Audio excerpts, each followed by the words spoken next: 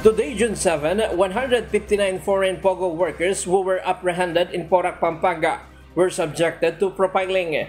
Each foreign national went through biometrics for identification. This is because none of them could present documents to the authorities. Ongoing na po yung tinatawag nating immigration administrative biometrics. In preparation po yan doon sa kanilang inquest. Lahat po ng mga foreign nationals na nandito, wala hong may pakita mga dokumento.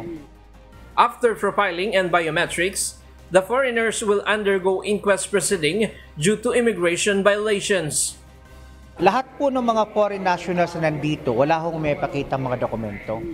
Kasi kinakailangan pagpakalat-kalat ka sa Pilipinas, maging tayo, kung nasa abroad, dala mo yung passport mo. Yan yung pagkakakilanlan mo na pumasok ka legally. Pag hindi mo po mapakita yan, may probable cause rin gobyerno na i-hold ka pa ng dalian at i-verify kung bakit ka nga ba nandito.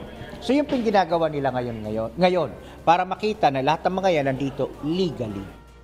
The PAOK is also confirmed the earlier statement by the Philippine National Police that an investigation is already being conducted into the connection between Lucky South 99 in Porac, Pampanga and Zunyuan Technology in Banban, Tarlac.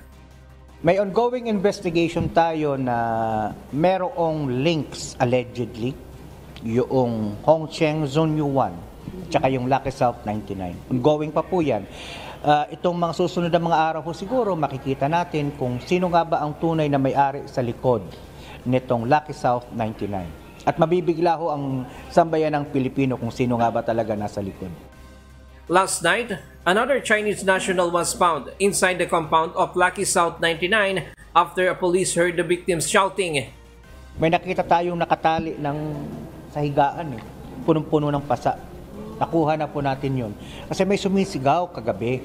So napilitan kaming pasukin. Nung pagpasok namin, nakita namin ilang araw na siyang nakatali.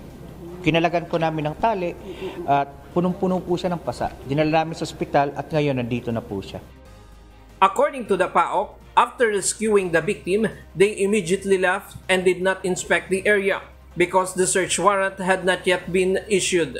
Alias Peter recounted that he was locked in a room for a long time because he wanted to resign as he did not want to work as a scammer. He had been locked in the room more than 10 days. That's why he's shouting us for help.